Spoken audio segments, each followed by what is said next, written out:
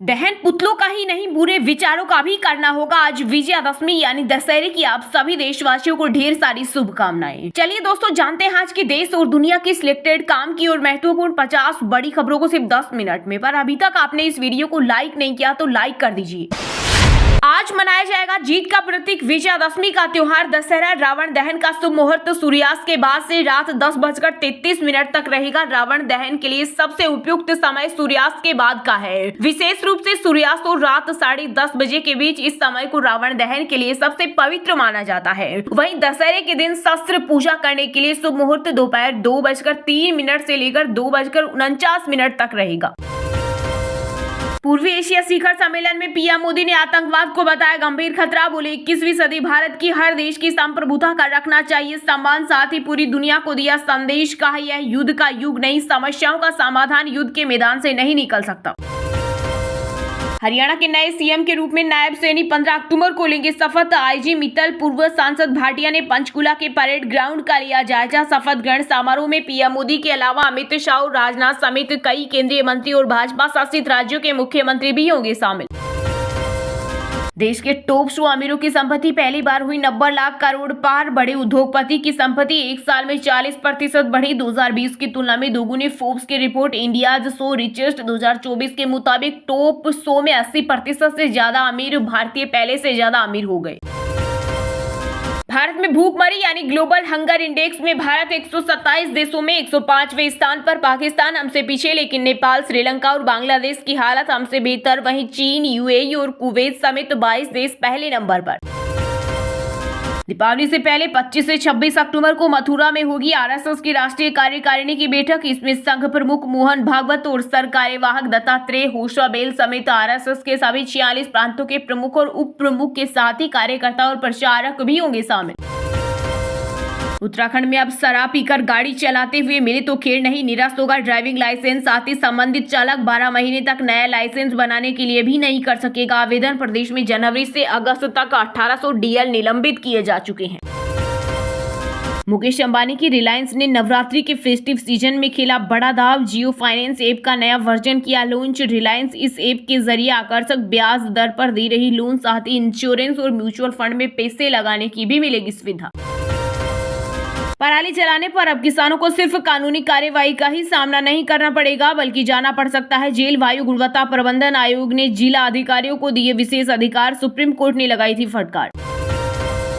भारतीय सेना के 2 अग्निवीरों की गई जान। महाराष्ट्र के नासिक में स्थित आर्टिलरी सेंटर में ट्रेनिंग करते वक्त फट गया तोपखाने का गोला। आर्मी ने कोर्ट ऑफ इंक्वायरी के दिए निर्देश। एनसीपी बोली दोनों को शहीद का दर्जा दिया जाए।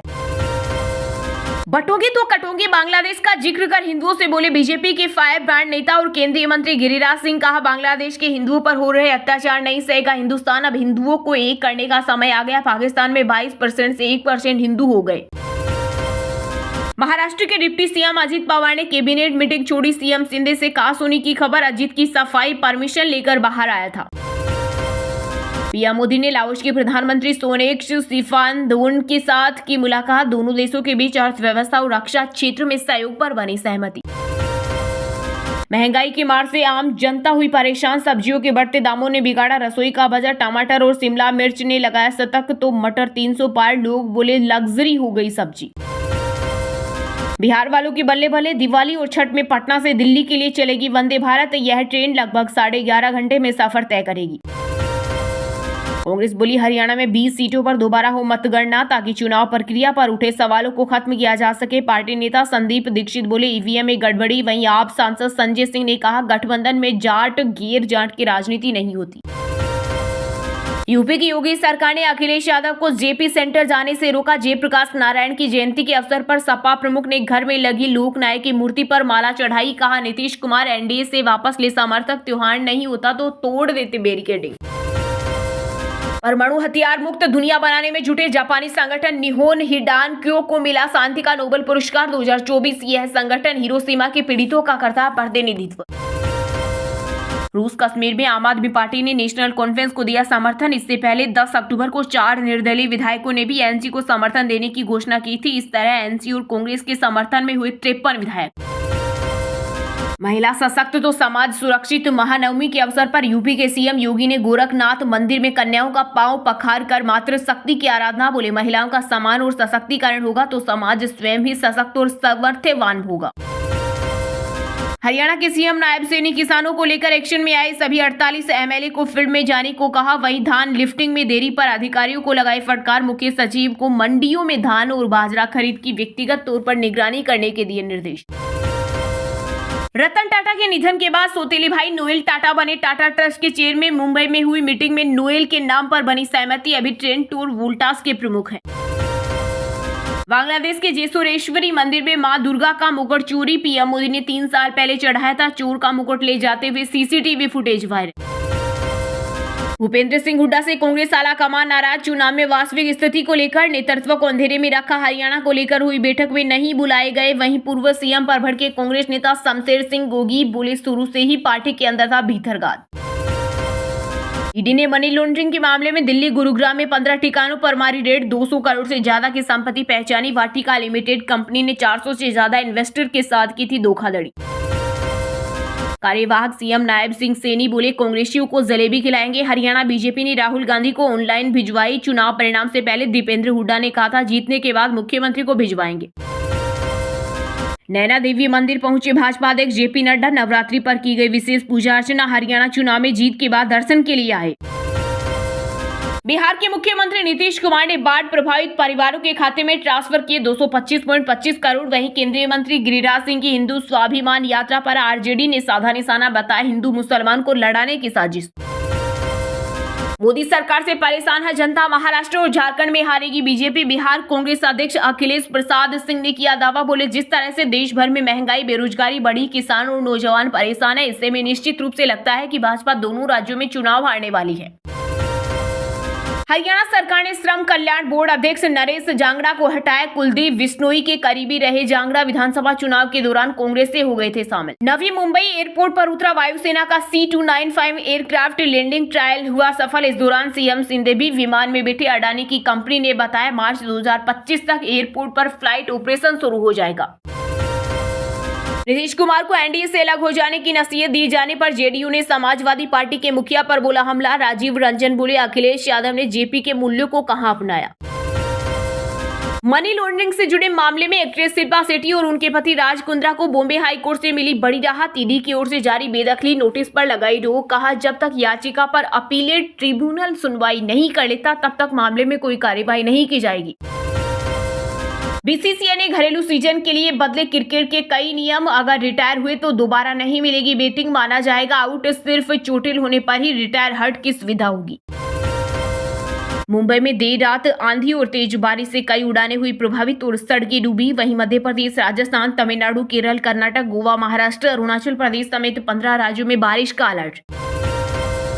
कांग्रेस पंजा छोड़ जलेबी को बना ले पार्टी सिंबल। विधानसभा चुनाव में भाजपा की शानदार जीत के बाद से पूर्व गृह मंत्री अनिल विज ने राहुल गांधी पर कसा तंज। बोले, राहुल को हरियाणा चुनाव से कोई मतलब नहीं था, वो तो सिर्फ और सिर्फ जलेबी का महिमा मंडल करने आए थे। जम्मू कश्मीर के 84% विधायक करोड़पति। पिछली विधानसभा से 9% ज्यादा। कांग्रेस प्रदेश अध्यक्ष तारिक हमीद 148 करोड़ के साथ सबसे अमीर। वहीं आम आदमी पार्टी के विधायक मेहराज मलिक के पास सिर्फ 20,000 रुपए। सोने चांदी के दाम में आई तेजी। सोना 762 बढ़कर 75,600 रुपए हुआ। वहीं चांदी भी 1564 महंगी होकर 89,917 रुपए प्रति किलो बिक रही। बिहार डाक सर्किल ने पद्म विभूषण से सम्मानित रतन टाटा को श्रद्धांजलि देते हुए जारी किया special cover. CM Nitish Kumar बोले, उनकी विरासत आने वाली पीढ़ियों को करती रहेगी प्रेरित। राजधानी दिल्ली में विधानसभा चुनाव से पहले सीएम आतिशी का बड़ा फैसला। सरकार ने मौजूदा विधायक फंड में की 50% बढ़ोतरी। अब मिलेंगे 15 करोड़ रुपए। यूपी की राजधानी लखनऊ में जयप्रकाश नारायण इंटरनेशनल सेंटर हुआ सेल तो मचा बवाल। टीन शेड लगाने पर भड़के सपा प्रमुख अखिलेश यादव। कहा, जेपी सेंटर बेचना चाहती है सरकार। कोलकाता रेप मर्डर के खिलाफ भूख हड़ताल पर बैठे डॉक्टर की तबीयत बिगड़ी। देर रात पल्स रेट गिरी। आरजीकर अस्पताल के आईसीयू में भर्ती आईएमए ने सीएम ममता बनर्जी को कहा, मांगों पर फौरन एक्शन ले। हरियाणा के कांग्रेस नेताओं ने आलाकमान की नहीं सुनी। आप नेता संजय सिंह ने लगाया गंभीर आरोप। बोले, दिल्ली में तो अकेले लड़ेंगी आम आदमी पार्टी। हरियाणा विधानसभा चुनाव में नाकाम होने के बाद बसपा सुप्रीमो मायावती ने लिया बड़ा फैसला, बोली अब क्षेत्रीय दलों से भी नहीं किया जाएगा गठबंधन। हैदराबाद के दुर्गा पंडाल में तोड़फोड़ का मामला आया सामने, देवी की मूर्ति का हाथ तोड़ा, वहीं पुलिस बोली आरोपियों ने दान पेटी हटाई जिससे प्रतिमा खंडित हुई। हिमाचल में आमने सामने आए मुस्लिम समुदाय, ऑल हिमाचल मुस्लिम संगठन पर भड़की संजूली मस्जिद कमेटी, बलूगंज मस्जिद के इमाम के खिलाफ की कार्रवाई की मांग। ओबीसी आरक्षण में क्रीमी लेयर बढ़ाने की मांग, विधानसभा चुनाव से पहले महाराष्ट्र की शिंदे सरकार का बड़ा दाव, केंद्र को भेजा प्रस्ताव। हरियाणा में कांग्रेस की हार पर राजस्थान के पूर्व सीएम अशोक गहलोत का बड़ा बयान, बोले जाट बनाम और जाट के ध्रुवीकरण से हुआ नुकसान, चुनाव में नेताओं ने व्यक्तिगत हित को पार्टी हित से ऊपर रखा। त्रिची में एयर इंडिया प्लेन की emergency landing hydraulic system fail हुआ था, 3 घंटे आसमान में चक्कर काटे, 141 पैसेंजर लेकर शारजाह जा रहा था। टेस्ला की पहली autonomous robo taxi reveal AI feature वाली साइबर के बिना ड्राइवर के चलेगी, साइबर वेन भी पेश की। हरियाणा में नई सरकार के गठन से पहले नवनिर्वाचित बीजेपी विधायक धनेश अधलखा ने अधिकारियों को धमकाया, बोले काम करो वरना छोड़ूंगा नहीं, सस्पेंड कर दूंगा, 5 साल मुझसे झूठ मत बोलना। चिराग के बाद अब मांझी ने बीजेपी को दिया झटका, झारखंड की 10 विधानसभा सीटों पर चुनाव लड़ने का किया ऐलान। वहीं आरजेडी नेता तेज प्रताप से बोले हम लोग चूहा खाने वाले हैं, अगर उनके पास और चूहा है तो भेज दीजिए। कर्नाटक के सिद्धारमैया सरकार ने हुबली दंगा केस वापस लिया, बीजेपी बोली कांग्रेस आतंकियों का समर्थन कर रही, एआईएमआईएम नेता समेत 100 से ज्यादा लोग गिरफ्तार हुए। आरएसएस नेता सुरेश भैया का बड़ा बयान, बोले जन्म के आधार पर तय होती है जाति या सामाजिक बुराई, इस भेदभाव को खत्म करना होगा। हिमाचल के 19 लाख राशन कार्ड धारकों को बहुत बड़ी राहत, सस्ते भाव में मिलेगा सरसों का तेल, प्रदेश की सुक्खू सरकार ने किया ऐलान। पंजाब में 4 विधानसभा सीटों के लिए होने वाले उपचुनाव से पहले जमीन तैयार करने में जुटी विपक्षी पार्टियां, कांग्रेस के प्रदेश प्रधान व लुधियाना के सांसद राजा वंडिंग के सामने घर बचाने की चुनौती। हैदराबाद से दिल्ली जाने वाली विस्तारा की फ्लाइट में तकनीकी खराबी के कारण इमरजेंसी लैंडिंग कराई गई, इसमें सवार कांग्रेस सांसद दानिश अली बोले हम आधे घंटे तक आसमान में चक्कर लगाते रहे, यह समय बेहद तनावपूर्ण था। महादेव सट्टा ऐप का प्रमोटर सौरभ चंद्राकर दुबई में गिरफ्तार, इंटरपोल के अधिकारियों ने पकड़ा, 7 दिन के अंदर लाया जा सकता है भारत। धोखाधड़ी को लेकर ईडी ने 8 नवंबर 2023 को दर्ज किया था केस। हिमाचल में अब पानी भी हुआ महंगा, सुक्खू सरकार ने वित्तीय संकट के बीच पेयजल और नए कनेक्शन का बढ़ाया रेट। उत्तर प्रदेश के नोएडा में फिर जमकर गरजा बुलडोजर, प्रशासन ने भू माफियाओं से कब्जा मुक्त कराई 30 करोड़ की जमीन। इंडिगो की दिल्ली से चेन्नई जा रही फ्लाइट में महिला से छेड़छाड़, पुलिस ने शिकायत दर्ज कर आरोपी राजेश शर्मा को एयरपोर्ट से किया गिरफ्तार। असम के मोरीगांव के जिला जेल से 5 अंडर ट्रायल कैदी भागे, चादर कंबल और लुंगी से रस्सी बनाकर 20 फीट की दीवार फांदी, सर्च ऑपरेशन जारी। एससीओ समिट से पहले पाकिस्तान के बलूचिस्तान में हुआ भयानक हमला, अज्ञात बंदूकधारियों ने 20 लोगों को उतारा मौत के घाट। हिजबुल्लाह को मिटाए बिना नहीं रुकेगा इजराइल, आईडीएफ ने बेरूत में फिर बरसाए गोले, हमले में 22 लोगों की मौत। चलिए अब जानते हैं जो आम आदमी के काम की और फायदेमंद खबरें हैं उनको विस्तार से, पर इससे पहले अभी तक आपने इस वीडियो को लाइक नहीं किया तो लाइक कर दीजिए। यह युद्ध का युग नहीं, समस्याओं का समाधान युद्ध के मैदान से नहीं निकल सकता। पूर्वी एशिया शिखर सम्मेलन में पीएम मोदी ने आतंकवाद को बताया गंभीर खतरा, बोले 21वीं सदी भारत की हर देश की संप्रभुता का रखना चाहिए सम्मान। प्रधानमंत्री नरेंद्र मोदी ने लाओस में 19वें पूर्वी शिखर एशिया सम्मेलन को संबोधित किया। इस दौरान पीएम मोदी ने आतंकवाद को दुनिया के लिए गंभीर खतरा बताया और कहा आतंकवाद वैश्विक शांति और सुरक्षा के लिए एक गंभीर चुनौती है। इसका सामना करने के लिए मानवता में विश्वास रखने वाली ताकतों को मिलकर काम करना होगा, साथ ही साइबर, समुद्री और अंतरिक्ष के क्षेत्रों में आपसी सहयोग को भी मजबूत करना होगा। शिखर सम्मेलन में पीएम मोदी ने कहा भारत ने हमेशा आसियान की एकता और केंद्रीयता का समर्थन किया। आसियान भारत के इंडो पैसिफिक विजन और क्वाड सहयोग के केंद्र में भी है। उन्होंने कहा भारत के इंडो पैसिफिक महासागरों की पहल और इंडो पैसिफिक पर आसियान आउटलुक के बीच गहरी समानताएं हैं। एक स्वतंत्र, समावेशी, समृद्ध और नियम आधारित इंडो पैसिफिक पूरे क्षेत्र की शांति और प्रगति के लिए महत्वपूर्ण है। शिखर सम्मेलन में में प्रधानमंत्री ने कहा, दुनिया के अलग अलग हिस्सों में चल रहे संघर्षों का सबसे ज्यादा नकारात्मक असर ग्लोबल साउथ के देशों पर पड़ रहा है। हर कोई चाहता है कि यूरेशिया हो या पश्चिम एशिया, जल्द से जल्द शांति और स्थिरता बहाल हो। पीएम ने कहा, मैं बुद्ध की धरती से आता हूं और मैंने बार बार कहा कि यह युद्ध का युग नहीं, समस्याओं का समाधान युद्ध के मैदान में नहीं निकल सकता। संप्रभुता, क्षेत्रीय अखंडता और अंतर्राष्ट्रीय कानूनों का सम्मान करना जरूरी है। मोदी ने कहा, मानवीय दृष्टिकोण रखते हुए संवाद और कूटनीति को प्राथमिकता देनी होगी। विश्व बंधु का दायित्व निभाते हुए भारत इस दिशा में हर संभव योगदान देता रहेगा। वहीं शिखर सम्मेलन में प्रधानमंत्री ने तूफान यागी से प्रभावित लोगों के प्रति गहरी संवेदना भी व्यक्त की। पीएम मोदी ने कहा, हमारा मानना है कि समुद्री गतिविधियां UNCLOS के तहत संचालित की जानी चाहिए। भारत म्यांमार की स्थिति पर आसियान के दृष्टिकोण का समर्थन करता है।